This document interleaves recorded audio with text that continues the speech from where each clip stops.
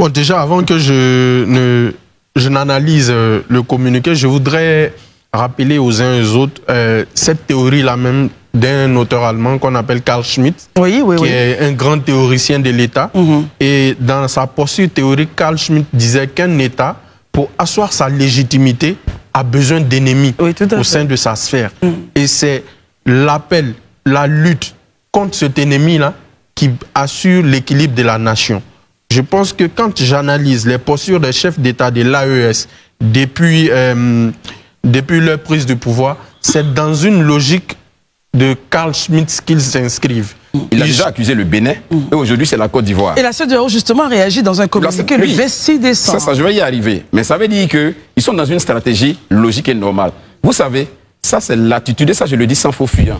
C'est l'attitude, si vous avez étudié les sciences politiques et que vous avez appris ce que c'est que le populisme, vous allez comprendre justement qu'ils sont dans cette dynamique-là.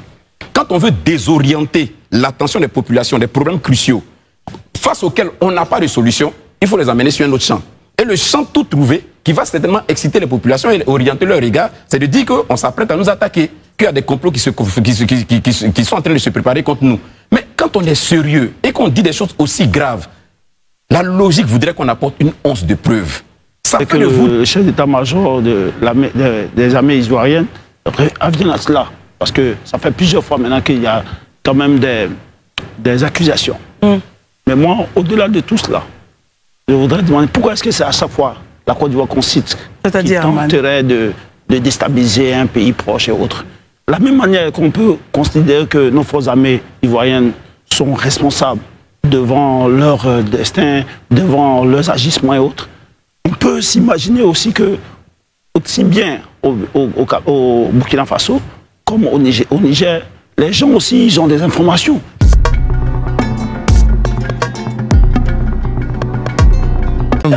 Alors, messieurs, sortons du foot et allons justement réagir sur cette affaire de déstabilisation du Niger. Dans un communiqué en date du 28 décembre, l'état-major général des armées de Côte d'Ivoire a vigoureusement rejeté les accusations portées par le général Tiani, président du Niger, sur des accusations que la Côte d'Ivoire serait en train de préparer des choses pour déstabiliser leur pouvoir issu du putsch du 26 juillet 2023, en seul rappel. Le général de corps d'armée Lassina Doumbia, chef d'état-major des armées, a réagi dans un communiqué. Élisée Boloubeu, il était temps que la Côte d'Ivoire réagisse enfin aux allégations portées par les présidents de l'AES. Déjà, réaction, regardons le fond et la forme du communiqué avec vous, Élisée Boloubeu. Moi, je dirais même qu'on regarde la nature du communiqué. Hein. Oui. Le communiqué est une réponse aux propos de celui-là qui tient les rênes du pouvoir aujourd'hui à Niamey. Mais la réponse est donnée par qui? Ni par le président de la République, ni par le ministre de la Défense. Justement, pourquoi? Mais parce qu'ils pensent que ça ne vaut même pas la peine, en fait. Ça vaut même pas, on ne juge même pas utile, on ne juge pas sérieux les propos du président. De militaire à militaire, pourquoi justement? De nature à ce qu'on puisse même donner une réponse à un niveau ministériel, voire présidentiel. C'est même pas utile, en fait. Mais attendez, pendant combien de temps vous allez continuer à toujours évoquer des questions de complot sans même apporter une once de début de preuve? Ça a été avec le capitaine Traoré. Pendant plus de combien de temps ici, il a dit, voilà, il y a des complots qui se fomentent en Côte d'Ivoire. Jusqu'à aujourd'hui, je vais vous donner les preuves dans les jours à venir. Là, ça nous fait plusieurs mois. On n'a pas encore eu début de preuves.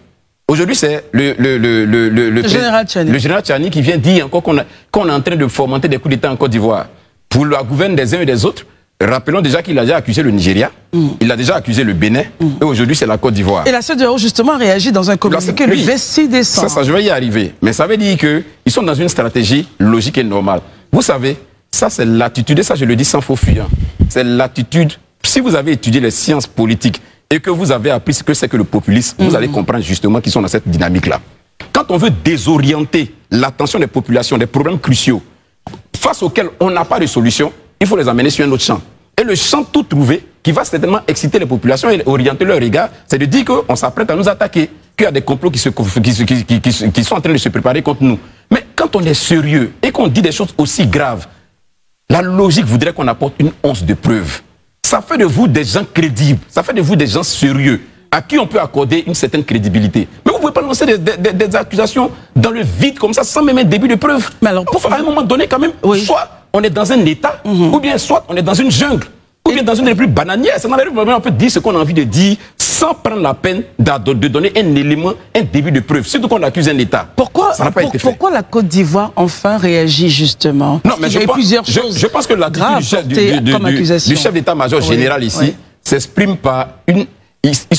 L'armée ivoirienne est exaspérée de s'entendre chaque fois accusée de fomenter des coups, d'être à la base, de fomenter des coups et tout ça. C'est une manière pour le chef d'état-major général des armées de dire aux Nigériens, nous là, on est une armée sérieuse, on a des choses plus importantes qui nous intéressent, et c'est de veiller à l'intégrité de notre territoire, à veiller à la sécurisation de notre territoire. Parce que le terroriste que vous avez du mal à combattre là-bas, pour lequel d'ailleurs vous avez dit que vous prenez le pouvoir pour résoudre et que vous n'arrivez même pas à résoudre là. Si demain ça capote, c'est sur nous ça va venir. Donc nous là, on prend nos dispositions pour veiller à l'intégrité de notre territoire. On ne va pas passer notre temps à fomenter des coups contre un régime quand on sait que si ce régime tombe, ou bien si aujourd'hui l'État ne fonctionne plus à leur niveau, mais c'est nous tous qui allons encaisser d'une manière ou d'une autre. Qu'est-ce qu'on gagne à le faire?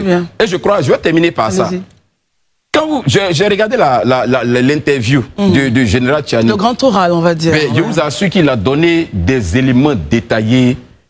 Il aurait appris qu'il y a une rencontre qui a eu lieu à tel endroit et qu'ils vont participer. Voilà ce qui s'est passé. Mais de Niamey où il est assis, il a des détails aussi pointus. Mais il n'a même pas de détails sur les terroristes qui attaquent son armée au Niger et qui sont en train de créer des massacres au Niger. Il ne peut même pas avoir. C'est-à-dire qu'il n'a pas d'éléments pour ça. De là-bas, il a des informations sur tout ce qui se passe en Côte d'Ivoire, les moindres détails. Mais tous les mouvements des groupes terroristes, des groupes qui attaquent, et qui sont en train de massacrer les Nigériens et l'armée nigérienne là-bas, il n'a pas d'informations sur leur mouvement, sur leur déplacement, et cela arrive à faire des victimes.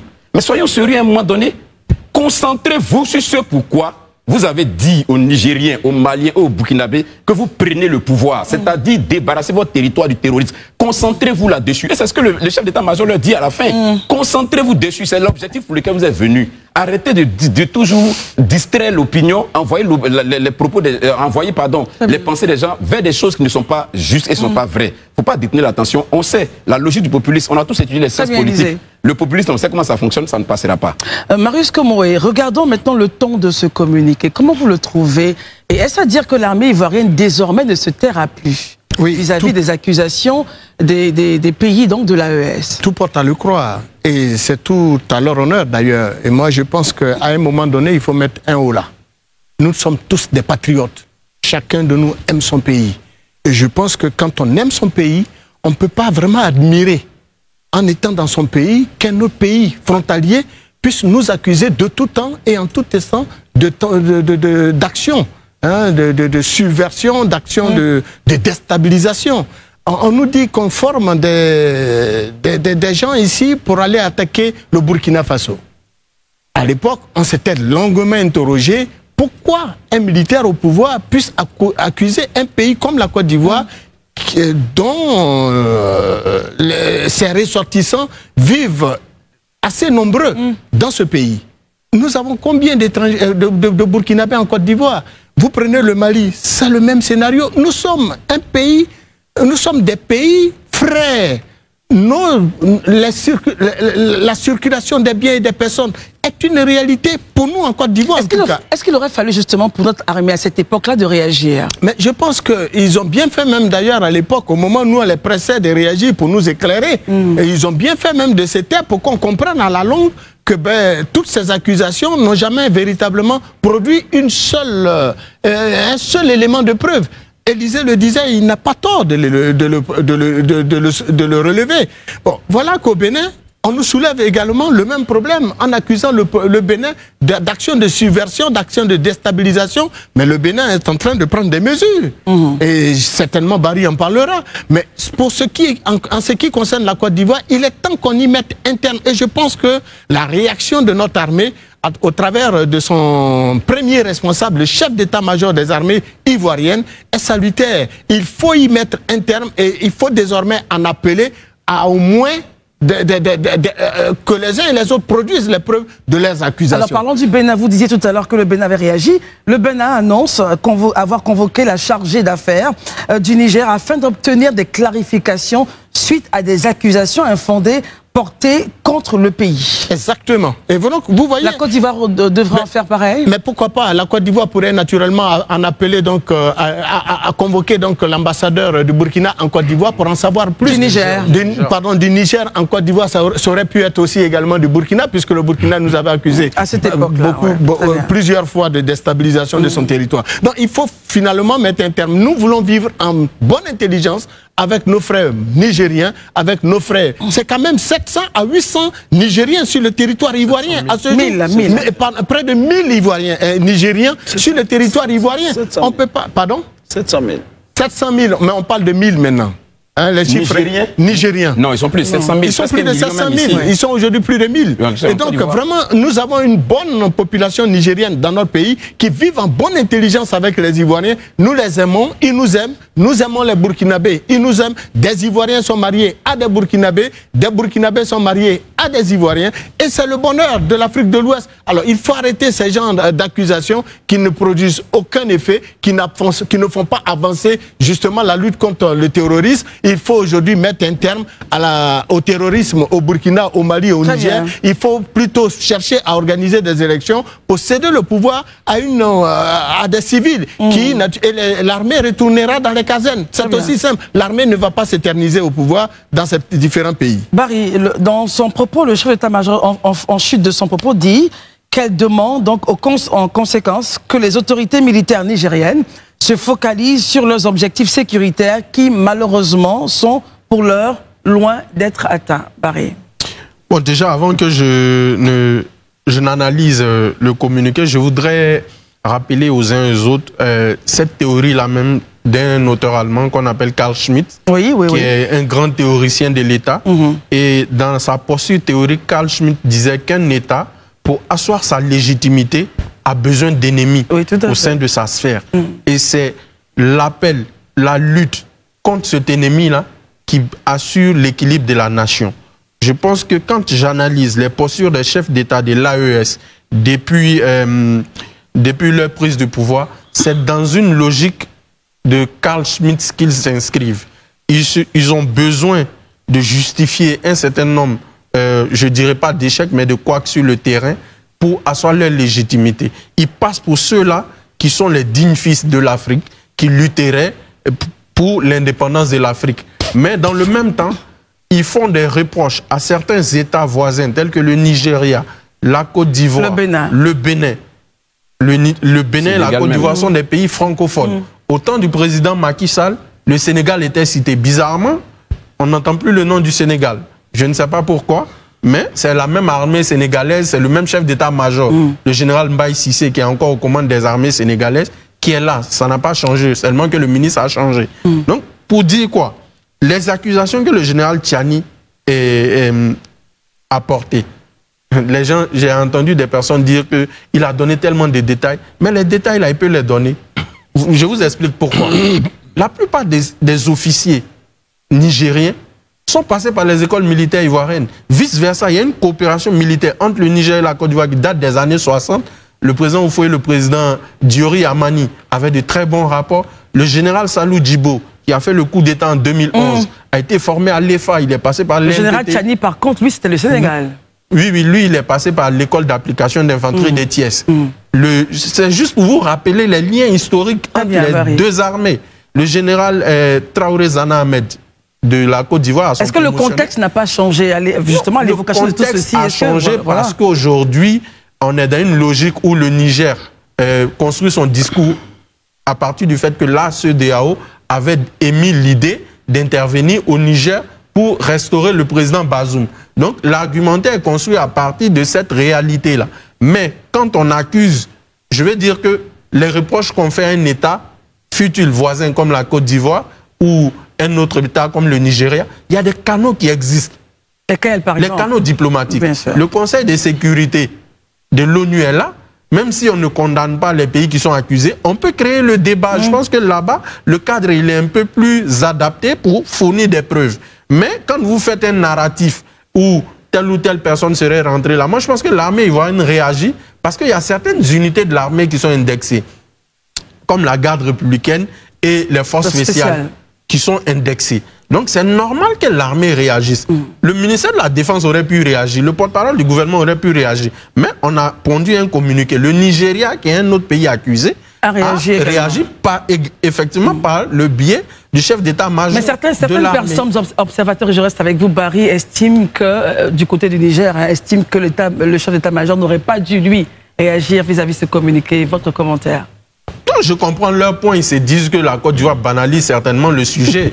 Mais je veux dire que je suis libre de répondre à un pays voisin selon mes humeurs. C'est une question de rapport de force symbolique. Je ne suis pas obligé d'envoyer mon ministre de la Défense. Le porte-parole du gouvernement peut réagir. Ce n'est pas tant celui qui réagit pour moi qui est important. Ce sont les propos. Moi, je note par exemple que dans le communiqué, il y a quand même... Et on termine avec vous. Il y a quand même une forme d'ouverture. C'est mon point, je peux me tromper.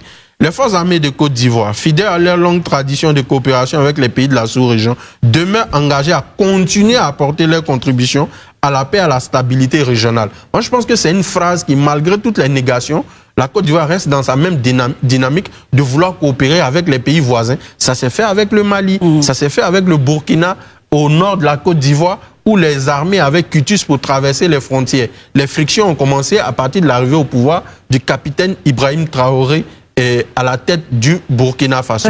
Donc je dis et je le répète, quand on a un État, on veut faire des réprobations à un autre État, il y a des canaux officiels. Maintenant, pourquoi on ne rappelle pas son ambassadeur en Côte d'Ivoire? Ça se fait quand on n'est pas d'accord. Ou le convoquer pour consultation. Ou le convoquer pour consultation, bien, ça se fait. Herman, votre commentaire justement sur cette affaire? J'avoue que j'ai écouté religieusement mes confrères tout à l'heure. Je suis plus ou moins d'accord avec ce qu'ils disaient par rapport au communiqué. C'est un communiqué qui est assez responsable.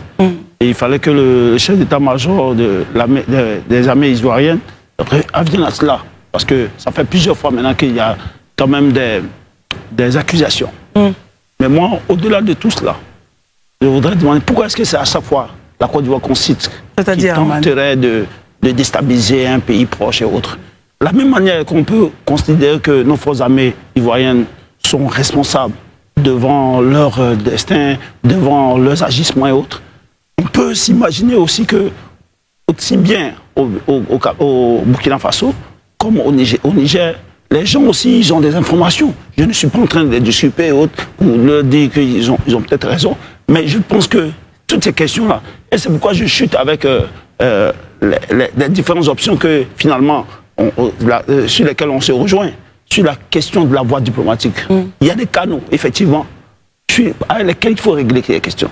Mais il ne faudrait pas en même temps balayer de revers les inquiétudes des uns et des autres. Parce qu'on est dans un... Est-ce que le contexte sécuritaire, justement, ne le permet pas? On sait bien que la position de la CEDEAO et des pays de l'AES est différente. Le vin, pratiquement, est presque tiré. Oui, mais donc à Abidjan, c'est tout à fait normal qu'on puisse trouver des nuances à tout ce qui est agissement du Niger, du Burkina ou bien du Mali.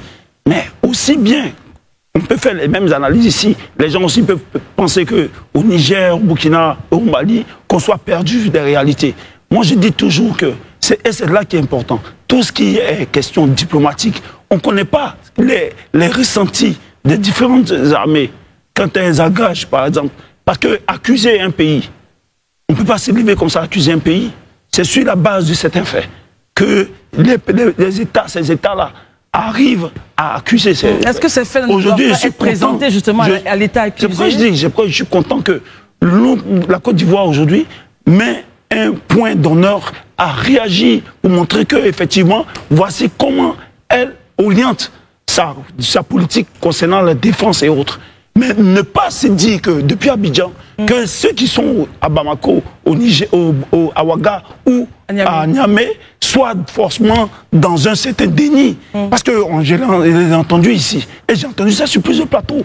Non, la même manière qu'on soit en Côte d'Ivoire, qu'on reproche que ces pays-là nous accusent à tort, certainement, on peut leur permettre aussi d'avoir une certaine lecture, on peut leur concéder le fait qu'eux aussi, ils estiment que la Côte d'Ivoire, à un moment donné, les attaque. On n'a pas les éléments sur la base desquels les Niamey ou Ouagadougou se basent pour accuser les armées ivoiriennes. Mais on ne peut pas, nous ici sur un plateau, dire que parce que la Côte d'Ivoire donne ce point-là et que c'est forcément cela. Moi, je ne crois pas que nous soyons des porte-parole de l'armée ivoirienne. Je pense qu'on aide à faire comprendre que les enjeux sont vraiment importants. Et pour moi, pour terminer là-dessus rapidement, il faut laisser place. Et ça, là-dessus, on est tous unanimes que la question de la diplomatie.